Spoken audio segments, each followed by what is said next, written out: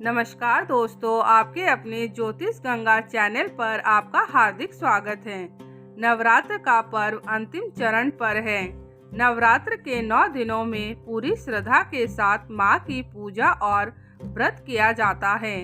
कन्या पूजन के साथ ही नवरात्र का समापन किया जाता है। कन्या पूजन से माता रानी बहुत खुश होती है और भक्तों की मनोकामना को पूरी करती है। लेकिन कन्या पूजन में कुछ बातों का ध्यान रखना बहुत ही ज़रूरी है, नहीं तो माता रानी रुष्ट हो जाती है और मनोकामना पूरी करने की जगह भक्तों से नाराज हो जाती है। इसलिए आप भी कन्या भोजन कराने जा रहे हैं तो कुछ आवश्यक बातों का विशेष ध्यान रखें।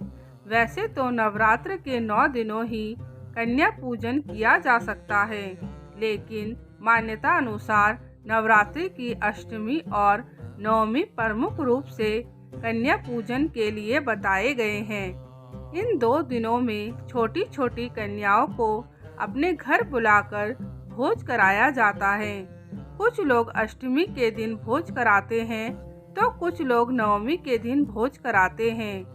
नवरात्र में अष्टमी और नवमी के तिथि के दिन माता गौरी और सिद्धिदात्री माता की पूजा की जाती है। दरअसल कन्याओं को 9 देवियों का रूप मानकर पूजा और भोजन कराया जाता है। ऐसा करने से भक्तों की मनोकामना पूरी होती है। कन्याओं के साथ एक बालक को भी भोजन कराना चाहिए। बालक को बटुक भैरव और लंगूरा के रूप में पूजा किया जाता है। कन्या पूजन में कोशिश करें कि 2 साल से 10 साल तक के कन्याओं का पूजन किया जाए। कन्या पूजन से पहले घर की अच्छे से साफ सफाई कर लेनी चाहिए, तभी कन्या पूजन का फल प्राप्त होता है। कन्याओं के पैर धोकर उनको आसन बिछाकर उस पर बैठाना चाहिए। फिर रोली और कुमकुम का टीका लगाने के बाद उनके हाथ में मौली बांधनी चाहिए। अब सभी कन्याओं और बालक की आरती उतारनी चाहिए। इसके बाद माता रानी को भोग लगाया हुआ भोजन कन्याओं को दे।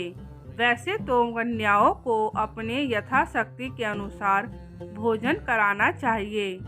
माँ भगवती को खीर, मिठाई, फल, हलवा, चना, मालपुआ प्रिय हैं। इसलिए कन्या पूजन के दिन कन्याओं को खाने के लिए पूरी, चना और हलवा दिया जाता है।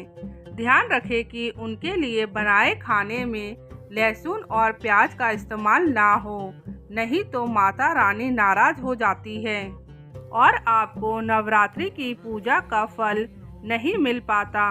उल्टा माता रानी आपसे क्रोधित हो जाती है, जिससे आपके परिवार पर कष्ट का पहाड़ टूट पड़ता है और आप लोग सोचने लगते हैं कि हम तो इतना पूजा पाठ करते हैं, पता नहीं फिर भी हमें इतने कष्ट क्यों होते हैं।